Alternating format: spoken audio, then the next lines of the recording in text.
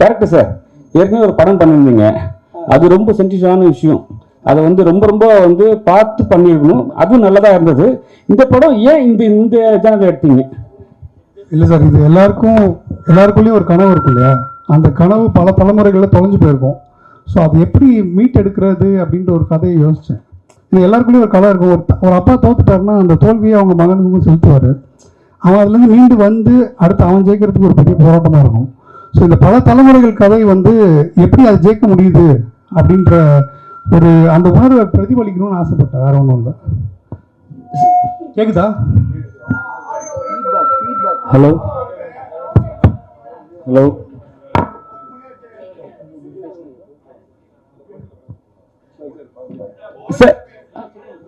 Sir, இப்போ இந்த படம் பார்த்தோம். சின்ன பசங்க வந்து பெரிய வரைக்கும் வந்து அவங்கள காட்டுறீங்க. இது வந்து நீங்களே பிளான் பண்ணி எடுத்ததா இல்லைன்னா வந்து டிலே ஆகிடுச்சா? இல்லை, நான் அது பிளான் பண்ணது தான், டிலேவும் ஆச்சு, ரெண்டுமே இருந்துச்சு. ஆமாம் ஆமாம். கிஷோர் சார், கிஷோர் சார், இந்த மாதிரி ரியாலிட்டி ஷோ, அதுவும் இந்த பாடகர்லாம் நிறைய பாடுறாங்கல்ல, அந்த ஒரிஜினல் பாடகரே திருப்பி வந்து மேடையில் பாடினா கூட அந்த அளவுக்கு கரெக்டாக பாட முடியாது. அதுக்கு வந்து ஒரு ஜட்ஜி அது வந்து இது பண்ணுது. இதை பற்றிலாம் ரியாலிட்டியை பற்றி என்ன நினைக்கிறீங்க? நிறைய பேர் இந்த ரியாலிட்டிக்காக அவங்களோட லைஃபே பீட்டி வாத்தியார் வாழ்க்கை தொலைச்ச மாதிரி தொலைச்சிட்டு இருக்காங்க. அதை பற்றி உங்கள் கருத்து என்ன?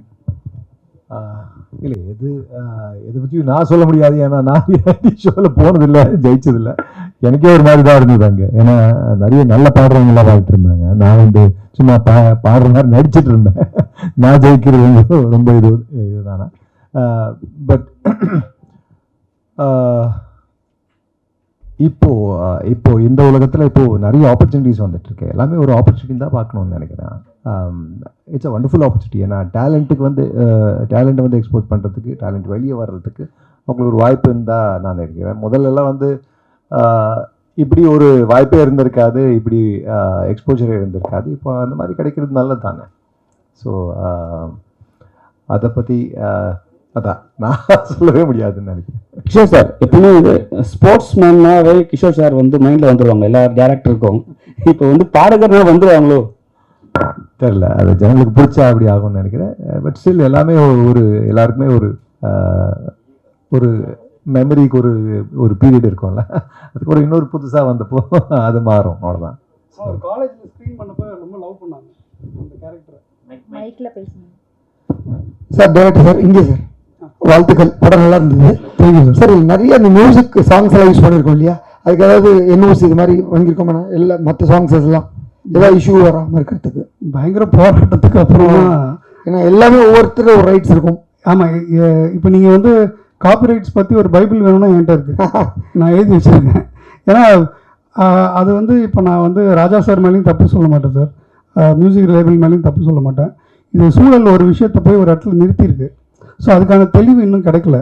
ஸோ நாங்கள் வந்து வெறித்தனமான ராஜா ஃபேன்ஸ் வந்து அவருடைய சாங்ஸ் யூஸ் பண்ணுன்ற ஆசையில் யூஸ் பண்ணிடுறோம். அது பண்ணிட்ட பிறகு தான் எங்களுக்கு உள்ள இவ்வளோ பிரச்சனைகள் இருக்குன்றது எங்களுக்கு தெரியும். ஆனால் அதை வந்து எப்படி கையாளுறோன்றது இருக்குது. நான் வந்து அதை கையாண்டுட்டு வெளியில் வந்துட்டேன். இப்போ நீங்கள் இதில் பார்த்த ராஜா சார் சாங்ஸ்லாம் நான் அவர்கிட்ட மறுபடி பர்மிஷன் வாங்கி பண்ணது. சிலது என்னால் யூஸ் பண்ண முடியாது, ஏன்னா சில லேபிள்ஸ் அதை ஹோல்ட் பண்ணியிருந்தாங்க. ஸோ அதை நான் வந்து எடுத்துட்டேன், அந்த சாங்ஸே எடுத்துட்டேன். ஸோ ராஜா சாருக்கும் எந்த நெகட்டிவிட்டியும் வரக்கூடாது அப்படின்றது, ஏன்னா ரொம்ப பிரியப்பட்டு வச்சதுனால அதுக்காக ரொம்ப போராடணும். உண்மையுமே நோட்டீஸ் வராது, எதுவுமே வராது. அது பர்மிஷன் வாங்கினது,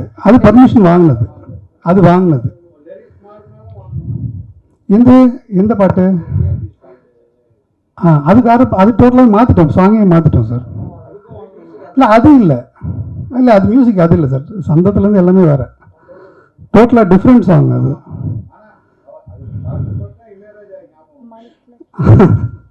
சார் தமிழ்நாட்டில் கேட்குற எல்லா பாட்டும் இளையராஜா சார் தான் ஞாபகம் வரும்.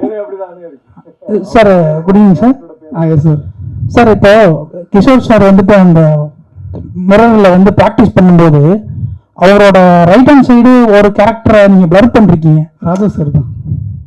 அதான் அது என்ன காரணத்துக்காக அது இருந்துச்சு, ரொம்ப நாளா இருந்துச்சு. ஓகே. லாஸ்ட் 2 months பேக் வந்து சார் ஒரு நோட்டீஸ் கொடுத்திருந்தாரு, போட்டோஸும் யூஸ் பண்ணக்கூடாது. ஸோ அது எங்களால் ஒன்றும் பண்ண முடியாது இல்லையா?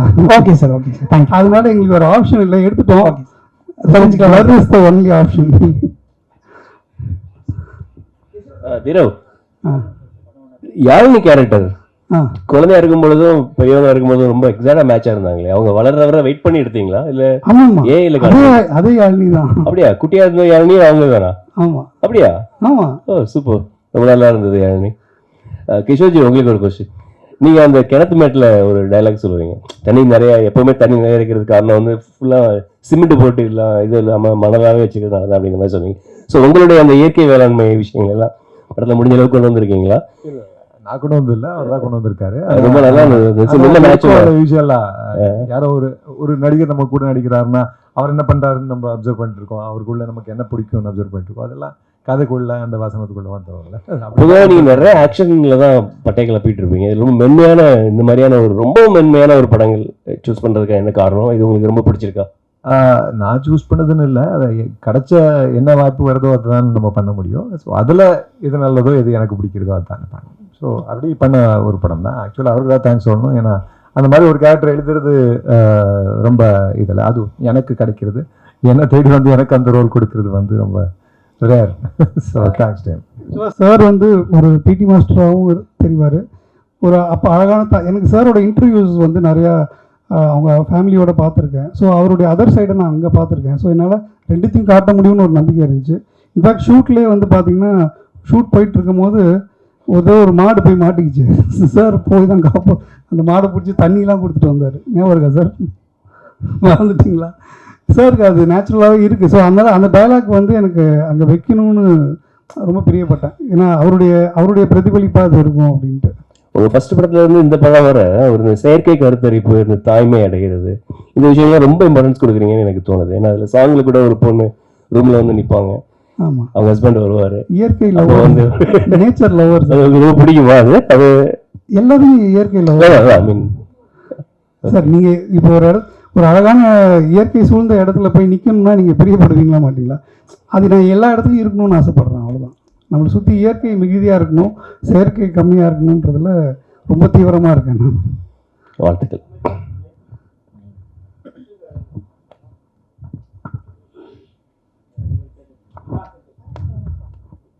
கிஷோர் சார், ஓடிடி பாலிவுட் எந்த லாங்குவேஜில் நிறைய படங்கள், நிறைய வெப் சீரிஸ் பண்ணிகிட்டே இருக்கீங்களே, இப்போ ஒரு பிஸியான இதாக இருக்கீங்க. தமிழ் படங்கள் குறைவாக இருக்கா இப்போ உங்களுக்கு? அப்படிலாம் ஒன்றும் இல்லை சார். அது சில வாட்டி அப்படி தான், சினிமா அப்படி தானே, வேலை இருந்தால் கண்டினியூஸாக வேலை இருக்கும், இல்லைன்னா என்ன இது வேலையே இல்லையா, வேலை போட்டு. ஸோ ஆஃபர்ஸ் எதுவும் வரலையா? இது மாதிரி இருக்குது சார், நடந்துகிட்டே இருக்குது. ஷூட் போயிட்டே இருக்குது. அது ரிலீஸ் ஆகிறது சிலது லேட் ஆகும், சிலது உடனே ரிலீஸ் ஆகும், அப்படி கேப் வரும்னு நினைக்கிறேன். கிஷோர் சார், இது வந்து கிஷோர் சார் வந்து நாங்கள் நிறைய டைம் பார்த்துருக்கோம். வெற்றிமாறன் கூடவே பயணம் பண்ணுவார். இப்போ அரசன் படம் வந்திருக்கு. ஸோ அவர் கூட வந்து நீங்கள் பயணம் பண்ணுறீங்களா இல்லை எப்படி? இன்னும் தெரியல, அதை ஷூட் பண்ணதுக்கப்புறம் தான் தெரியும். இல்லை அது நடிக்கிறீங்களா? அதான் இன்னும் தெரியலன்னு சொன்னேன். ஷூட் பண்ணதுக்கப்புறம் அப்புறம் தான் சொல்ல முடியும்னு நினைக்கிறேன். ஏன்னா நிறைய விஷயங்கள் மாறிட்டே இருக்கும்ல, இது வேறே மாதிரி, அதில் இந்த ஸ்பின் ஆஃப்னு சொல்கிறாரு. அங்கேருந்து வந்த கதை இங்கே யாரெல்லாம் மீட் பண்ணுவார் அதெல்லாம் தெரியாதுல்ல. ஸோ கதாநாயகி, நீங்கள் கதாநாயகி, ஏன்னா நீங்கள் ஜெய்பீம்லேருந்து நடிச்சுன்னு வர்றீங்க. உங்களை பார்க்குற அவ்வளோ ஒரு நல்ல ஆர்டிஸ்ட். நீங்கள் இது ரொம்ப நாளாக உங்களுக்கு வந்து வாய்ப்பு கிடைக்காம இப்போ வந்து ஒரு நல்ல படத்தில் ஒரு நல்ல ஒரு ஹீரோ கிட்ட ஒரு ஹீரோயினாக பண்ணுறீங்க. எப்படி இருக்குது இப்போ? ஹீரோயினா எந்த கேரக்டர் இருந்தாலும் I enjoy doing it. Heroine அப்படி இல்லை, வாய்ப்பு வந்துட்டு தான் இருக்குது. நான் கொஞ்சம் ஒரு வருஷம் வந்து வேறு வேலை பண்ணிகிட்டு இருந்தேன். ஸோ அதனால் பிரேக் எடுத்திருந்தேன். But I enjoy doing any, அது ஒரு நாள் ஷூட்டாக இருந்தாலும் சரி, இந்த மாதிரி லீட் ரோடாக இருந்தாலும் சரி, enjoy my job. Sir, doctor sir, இப்போ சார் வந்து பிடி மாஸ்டர் இருக்கனால ஒரு சிங்கர் ஓரியன்ட்னால அதை மெயினாக காமிச்சிட்டிங்க சார். இப்போ சுபத்ரா அவங்க வந்து அவங்க ஃபேமஸானது அந்த கிளாஸ் தான், பரியரும் பெருமாள். அவங்களுக்கு என்ன ஒரு கிளாஸ் சீனுமே இல்லையே, அது எதனால் எதனா எடுத்துகிட்டு எடிட் போயிடுச்சுங்களா எப்படி? இல்லை கிளாஸ் சீனாக எதுவுமே இல்லை, அந்த தேவதை டீச்சர் ரெஃபரன்ஸே இருக்கும். ஓகே, அதான் வெறும் டீச்சர்ஸ் ரூமில் இருக்க மாதிரி தான் காமிச்சிருக்கீங்க. ஆமாம், அவங்க கிளாஸ் ரூம் இல்லை சார், கதை அங்கே இல்லை சார், கதை வந்து அங்கே இல்லை, கதை வந்து வீட்டுக்கு. அப்புறம் எடிட்டிங் ஓகே சார், நான் தான் சார். நீங்கள் எடிட்டர். சார் இப்போ எங்களுக்கு நாங்கள் பார்க்கும்போது ஒரு சீன்லேருந்து பாஸ்ட்லேருந்து ப்ரெசென்ட்டுக்கு போகும்போது டக்குன்னு ஜம்ப் ஆகுது சார். ஏன்னா ஆப்ஜெக்ட்லேருந்து போயிருந்தால் கொஞ்சம் இன்னுமே பயங்கரமாக இருந்திருக்கும்னு ஃபீலாக இருக்குது சார். அது எதாவது எப்படி என்ன? இல்லை சார், சில சேலஞ்சஸ் இருந்தது சார் எனக்கு. இந்த சிலது வந்து சாங் நரேட்டிவாக எடுத்திருந்தேன், இந்த காப்பிரைட் இஷ்யூனால ரிமூவ் பண்ண வேண்டிய ஒரு கட்டாயத்தில் இருக்கும்போது சில சேலஞ்சஸ் எனக்கு இருந்துச்சு. அந்த சேலஞ்சுக்கு உட்பட்டு தான் நான் ஒர்க் பண்ண முடிஞ்சது எனக்கு. லாஸ்ட் மினிட்லேயே ஒரு 5 சாங் போயிடுச்சு எனக்கு. அதுக்குள்ளே சீன் நான் எழுதி சீனும் க்ரியேட் பண்ணி வச்சுருந்தேன். ஸோ அது போகும்போது எனக்கு கொஞ்சம் சேலஞ்சிங்காக இருந்துச்சு அது. சரி, எல்லாம் ரொம்ப நேரம் வெயிட் பண்ணியிருக்கீங்க. இந்த படத்துக்கான காரணம் என்னென்னா சார், இந்த உலகம் ரொம்ப நெகட்டிவிட்டி நிரம்பி இருக்குது சார். ஸோ அன்பு தொலைஞ்சு போயிட்டே இருக்குது சார். ஸோ அன்பு இந்த அண்டம் இப்போ ரொம்ப அதிகமாக தேட ஆரம்பிச்சிருச்சு, நெகட்டிவிட்டி அதிகமாக இருக்கிறதுனால. ஸோ அந்த அன்பை பிரதிபலிக்கிற ஒரு படமாக இது இருக்கணும்னு நான் ஆசைப்பட்டேன். அது எவ்வளோ முடியுமோ என்னால் அதுக்கான எஃபர்ட் போட்டு பல தடைகள் இருந்துச்சு, பல காப்பிரைட்டுகள் இருந்துச்சு, நடுவில் கோவிட் இஷ்யூஸ் வந்துச்சு. இதெல்லாம் தாண்டி இந்த படத்தை போய் சேர்த்துடணும் அப்படின்ற அந்த ஒரு முனைப்பு எனக்குள்ளே இருந்துக்கிட்டே இருந்துச்சு. ஸோ அந்த ஊந்துதலும் அந்த தன்னம்பிக்கையும் தான். ஸோ இது எல்லாத்தையும் தாண்டி நான் ஒன்று எழுதிட்டேன், நான் அதுக்காக ட்ராவல் பண்ணுறேன் அப்படின்றது ஒரு பெரிய விஷயம் இல்லை. முழு டீமுமே கூட ட்ராவல் பண்ணாங்க கிட்டத்தட்ட 7 வருஷம். ஸோ இந்த அன்பு இருக்கு இல்லையா, இந்த அன்பு தான் நான் வந்து மக்கள்கிட்ட சொல்லணும்னு ஆசைப்பட்றேன். கிஷோர் சார்,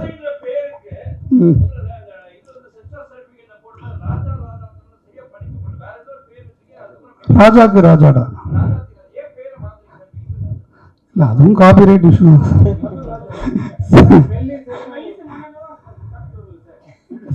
அது வராது.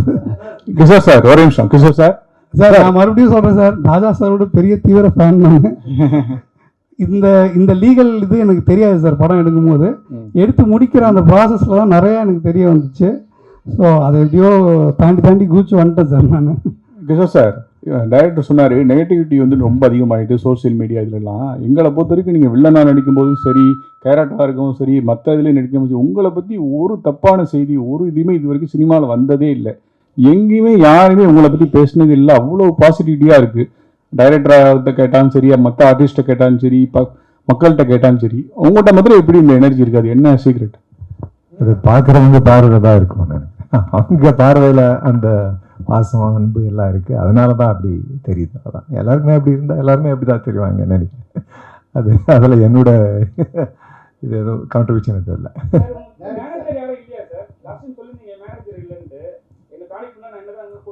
இருக்காங்க சார், நான் தான்.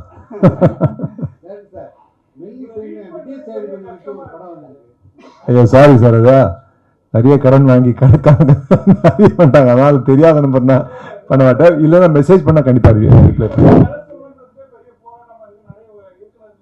ஐயோ ஐயோ அப்படியா? இல்லை இல்லை இல்லை இல்லை, அதுக்கு நான் பதில் சொல்கிறேன் சார். வாய்ப்பே இல்லை சார், வாய்ப்பே இல்லை. ஏன்னா எனக்கு சார் தெரியும்.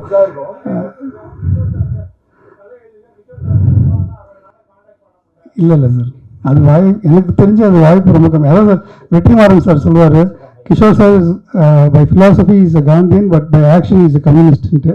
அது எப்படியா இருக்கலாம்னா கால் பண்ணியிருப்பாங்க, அது வந்து யாரோ சொல்லி நான் விட்டுருப்பேன். இப்போ எப்படின்னா, இப்போ எனக்கு நானும் டைரக்ட் பண்ணுறேன். இப்போ எனக்கு கண்டிப்பாக இந்த ஆக்டர் வேணும்னா நான் தேடி போவேன், எப்படியாவது அந்த ஆக்டரை பிடிச்சிருவேன். ஸோ கண்டிப்பாக நான் தான் நடிக்கணும், இல்லைன்னா டெஃபினட்டாக நிறைய நல்ல நடிகர் இருக்காங்க. ஸோ யாராவது ஓகேன்னா அப்படி பண்ணிடுவாங்கல்ல. ஸோ கண்டிப்பாக தேடி வரும் அந்த ஆப்பர்ச்சுனிட்டின்னு அந்த ஒன்றும் இருக்கும். இல்லைன்னா சில இடத்துல மிஸ் ஆகிடும். சில வாட்டி ஏதோ ஒரு வேலையில் இருப்போம், ஷூட்டிங்கில் இருப்போம். அதான் நான் சார் சொன்ன மாதிரி மேனேஜர் அசிஸ்டண்ட்டெல்லாம் வச்சுக்காதது அதுவும் ப்ராப்ளமாக தான் இருக்குது. ஸோ அந்த மாதிரி அதை ரிசீவ் பண்ணாமல் அப்படி ஏதாவது ஆகிக்கலாம். சொல்லுங்கள் சார். விஜய் சேதுபதி வச்சு ஒரு மெல்லிசைன்னு ஒரு அது வரல சார், அது பை சென்சார். அப்படி இருந்தாலும் அதை யூஸ் பண்ணிக்கலாமா வராட்டிக்கும்? ஏன்னா பாதி படம் ஷூட்டிங் போயிருந்தது. இல்லை இல்லை, இது சென்சார் ஆகுதோ அது சென்சார் ஆனது புரியாத புதிர்னு. Okay okay. அவங்க ஒர்க்கிங் டைட்டிலாக மெல்லிசை வச்சாங்க, பட் அவங்க லேட்டர் ஆன் சென்சார் பண்ணி போனது வந்து புரியாத புதிர். ஸோ கிட்டத்தட்ட 7 வருஷமாக இந்த டைட்டில் என்கிட்ட தான் இருக்குது. ஸோ அது அவங்களது கிடையாது சார். இது இப்போ தேட்டருக்காரங்களாம் பெரிய நடிகர்கள் நடிகைகள் நடிச்சிருந்தா மட்டும்தான் படத்தை முதல்ல வாங்குறதுக்கே பேசுகிறாங்கன்னு சொல்கிறாங்க. இதில் சார் கிஷோர் சார் குறைச்சி மதிப்பு இல்லை, யதார்த்த நிலைமையாக சொன்னேன். கிஷோர் சார் எந்த லிஸ்ட்லையும் அதில் இல்லை. எப்படி இவரை நீ இந்த படத்தில் நடிக்க வச்சே ஆகணும்னு முடிவு பண்ணீங்க? இல்லை சார், நாங்கள் மெயின் ஸ்ட்ரீம் ஃபிலிம்லேருந்து வெளியில் இருக்க ஆட்கள் சார். நாங்கள் கொஞ்சம் எங்களுக்கு என்ன வருதோ என்ன என்ன என்ன சொல்லணும்னு நினைக்கிறோமோ அதை நோக்கி பயணிக்கிறோம். ஸோ அந்த பயணத்தில் அதே சிந்தனையோடு இருக்கிற ஒரு மனிதர் தான் கிஷோர் சார். ஸோ அந்த வேவ் லெங்த் மேட்ச் வந்து ரொம்ப ஈஸியாக நடந்துட்டு பாரு. இன்னும் இத்தனை வருஷத்துக்கு அப்புறம் நான் அவ்வளோ கரெக்ஷன்ஸு அவ்வளோ ரீஒர்க்குக்கு சார் அப்ரோச் பண்ணும்போது இது வரைக்கும் அவர் என்கிட்ட முகம் சுழிச்சதே கிடையாது. நான் வந்து அவர்கிட்ட சொல்லுவேன், அவர் இது ஒரு பெரிய மேட்ரு இல்லைன்னு சொல்லுவார். ஆனால் எனக்கு அது ரொம்ப மிகையாக இருக்கும். ஏன்னா நான் இன்னொரு ட்ரெடிஷ்னலாக இருக்கவங்கள பார்க்குறேன், அவங்கக்கிட்ட அதெல்லாம் அவ்வளோ ஈஸியாக பண்ண முடியாது. இதை மாற்றி கொடுங்க, அது திருப்பி இது பண்ணி கொடுங்கன்ட்டு. பட் அவர் அது ரொம்ப அசால்ட்டாக சொல்லுவார், இதெல்லாம் ஒரு விஷயமானுவார். பட் எனக்கு அது ரொம்ப மிகையான விஷயம். அப்படிப்பட்ட மனிதர்கள் கூட என்றைக்குமே நான் ஒர்க் பண்ணணும்னு ஆசைப்படுவேன். இவரும் இல்லை, எல்லா கோஆர்ட் சுபத்ரானாக இருக்கட்டும் எல்லாருமே வந்து very down to earth. So எங்களுக்கு வந்து ரொம்ப கஷ்டப்பட தேவையில்லை. நாங்கள் என்ன சொல்ல வரோமோ இருக்கிற கை காசு வச்சு எங்களால் அதை சொல்லிட முடியுன்ற நம்பிக்கை இருக்குது. இன்னொரு கேள்வி, அந்த பொண்ணு ஹரிஸ் உத்தமட்ட பேச வர்றாங்கல்ல கடைசியில், ஆமாம் சார், அதுகிட்டே பேசுகிறாங்களே எமோஷனான சீன், அதில் இருக்கு அவ்வளோ லிப்ஸ்டிக் போட்டு வச்சுருக்கேன்.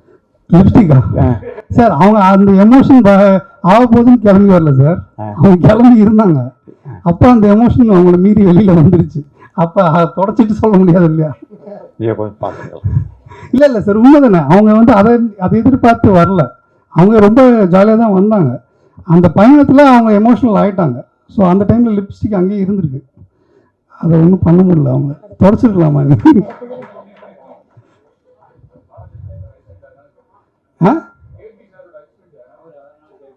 இல்லை சார், நான் வந்து உண்மையாக தான் சார் சொன்னேன். நான் அதை வந்து அஃபென்சிவாக தான் சொல்லல.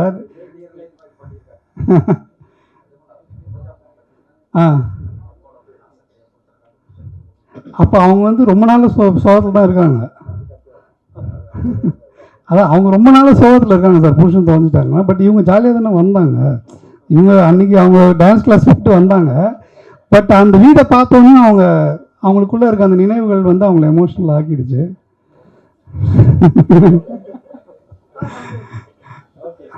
ஓகே, காலையிலேருந்து 3 படம் பார்த்துருந்தாலும் பிரசன்ட் மீடியா இவ்வளோ நேரம் வெயிட் பண்ணி இந்த படத்துக்கு ஆதரவு கொடுத்தீங்க, ரொம்பவும் நன்றி. இப்போ படக்குழுவினர் வந்து ஸ்டேஜில் அப்படியே நின்னீங்கன்னா ஃபோட்டோகிராஃப்ஸ் வந்து எல்லாரும். Okay, thank you sir, thank you every one. கொஞ்சம் பார்த்து அடிங்க ரிவ்யூவில், பலமாக அடிச்சிடாதீங்க. எஸ், பார்த்த வரைக்கும் ரொம்பவே சப்போர்ட் பண்ணீங்க. ஜனவரி 30th ஃப்ரைடே படம் வந்து திரையரங்கில் வெளியாக இருக்கு. ஸோ தொடர்ந்து படத்தை பார்த்துட்டு எல்லாரும் சப்போர்ட் பண்ணும்படியாக கேட்டுக்கொள்ளப்படுகிறீர்கள்.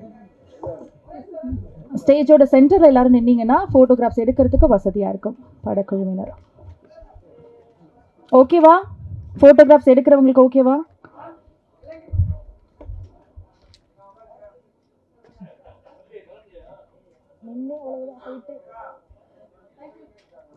பின்னாடி இருக்கவங்களுக்குலாம்